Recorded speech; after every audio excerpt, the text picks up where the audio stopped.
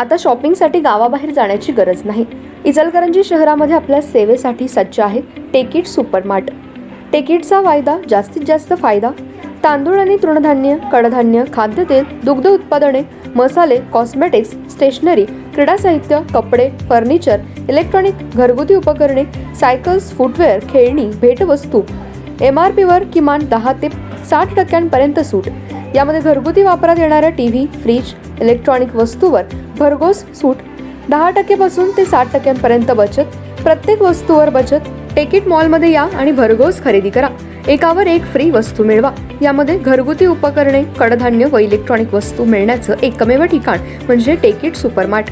पत्ता Panchavati talkies road, Chhatrapati Shahu Maharaj पुतळ्याजवळ। खरेदीचा आनंद लुटा बाहेर कुठेही न जाता। आजच या टेकिट मॉलमध्ये।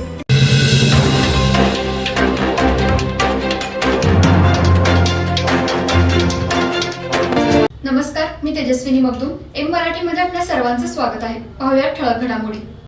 इचलकरंजी शहरामध्ये पाण्याचा प्रश्न गंभीर बनलाय। कृष्णा पाणी योजनेला गळती लागत असल्यामुळे शहराला आठवड्यातून 4 ते 5 दिवस पाणी येतंय। शहराला वारणा पाणी योजना मंजूर झाली असताना ती रद्द करावी लागली।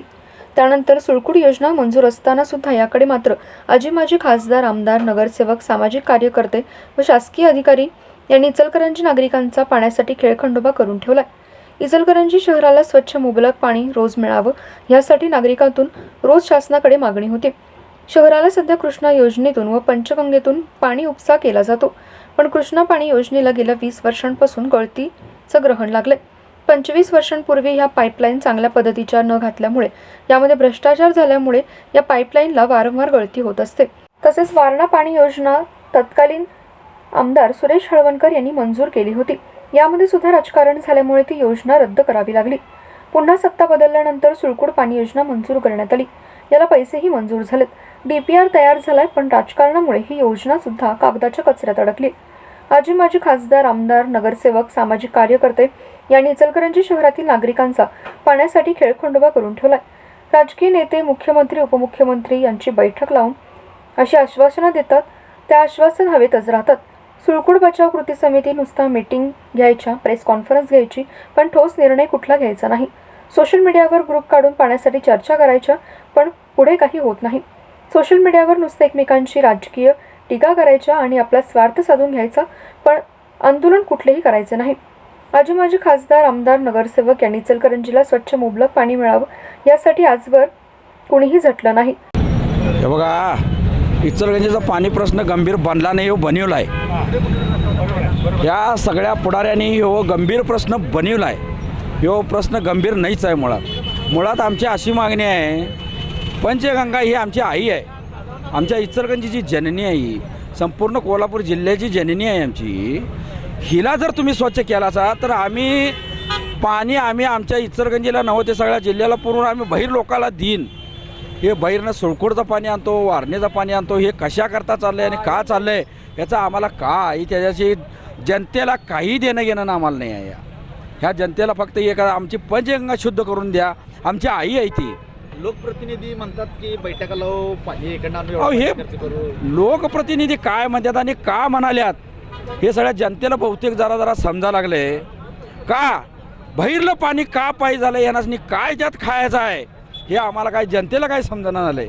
पण फक्त आमची एकच मागणी आहे, एवढं पंचगंगा सगळी शुद्ध करा, आमची शेती वाचल। आमची शेती या जर बाहेरनं पाणी आणतो म्हटलं असा तर बाहेरनं पाणी जर आणला तुम्ही तर आमची पंचगंगा हाही सुद्धा दूषित होऊन आमच्या सगळ्या जमिनी नष्ट होऊन जातील। इथल्या आमच्या इचलकरंजीच्या परिसरातल्या आणि या नान्नी असू दे, तुमचा हारोली असू दे, इथली सगळी कृष्णा पाणी पंचगंगा नदी प्रदूषित आहे, ती स्वच्छ कशी होणार याकडे सुद्धा राजकीय प्रतिनिधी दुर्लक्ष करतात।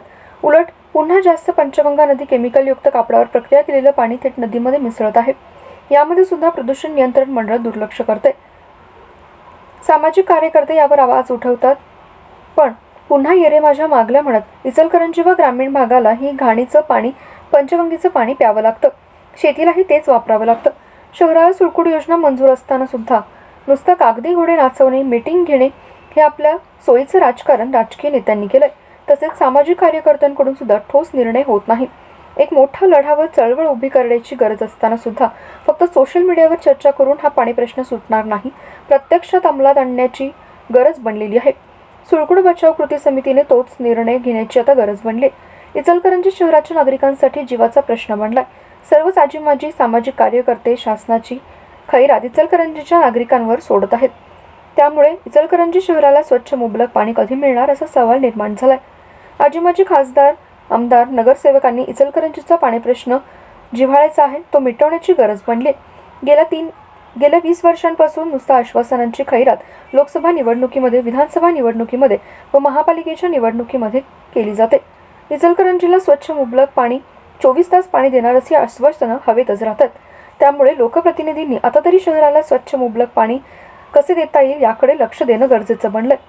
फक्त आश्वासन देऊन इचलकरंजी जनतेला दिशाभूल करण्याचं काम आता कोणीही राजकीय नेत्यांनी करू नये. जर मतदार राजाने पुन्हा मनावर घेतलं तर कुठल्याच राजकीय नेत्याला पुन्हा इचलकरंजीचा लोकप्रतिनिधी तिथेच ठेवून नवीन प्रतिनिधी निवडतील. जर जुन्या प्रतिनिधींनी याकडे गांभीर्याने लक्ष देणे गरजेचं बनलंय. त्यामुळे इचलकरंजी जनता सध्या पाण्यासाठी व्याकुळ आहे. त्यामुळे सर्वच राजकीय व सामाजिक कार्यकर्त्यांनी आता इचलकरंजीचा पाण्याचा प्रश्न एकमताने एकत्रितपणे येऊन सोडवला पाहिजे. जसं सुळकुड बचाव कृती समिती लढा उभा करते त्या ठिकाणी मोठमोठं आंदोलन केलं आहे, पण इचलकरंजीत कोणतीही आंदोलनं झालेली नाहीत. जे आंदोलन झाले ते माघार घेण्यात आली. त्यामुळे येणाऱ्या काळात लोकप्रतिनिधींना धडा शिकवला जाईल असं मतदार राजाकडून बोललं जात आहे. मिळत नाही ना, आता खोंग्यात घेऊन प्यायला की भास नाही येतो. कृष्णा नळ पाणी वाजलेलं वारंवार गळती लागते, त्याबद्दल काय सांगा? त्याला ती म्युन्सिपाल्टीनं दुरुस्त करायला पाहिजे. काय ते आम्ही मी काय म्हणतो, त्याला पैसे सगळ्यांनी गोळा करून दिलेला आहे. वारंवार गळती होती. आता कृष्णा पाणी योजना झाली, वारणा झाली, सुळकुड झाली, सगळ्यांचा विरोध होतोय. पण बैठक मंत्री घेऊ म्हणतात, पण त्याबद्दल काय सांगाल? मंत्री हे घेतोय आणि हे काय जनावर आणि हे सगळं पाक पाण्यात राहणार. म्हणून मी काय म्हणतो की हे आत्ता बोलत्यात, बघूया करतो, करत नाहीत म्हणताना मी त्या वचन देऊ द्यात, लिहून लेखी देऊ द्यात, पाणी चांगले येईल. होय. सेवा सदन हेल्थ प्लस हॉस्पिटल यामध्ये बायपास सहित सर्व शस्त्रक्रिया, ऑपरेशन थिएटर, सुसज्ज कॅथलॅब, सुसज्ज 28 बेडचे ICU, सर्व शासकीय योजना व सर्व इन्शुरन्स योजना, अनुभवी तज्ज्ञ doctor, free home sample collection, 10 सूट, यामध्ये रक्तलघवी व इतर काही, सुसज्ज स्पेशल रूम, जनरल वॉर्ड, 24 तास ॲम्ब्युलन्स सेवा. सेवा सदन हेल्थ हॉस्पिटल, निरामय road, Bohra market, Ichalkaranji. Phone number 72 76 74 80 03.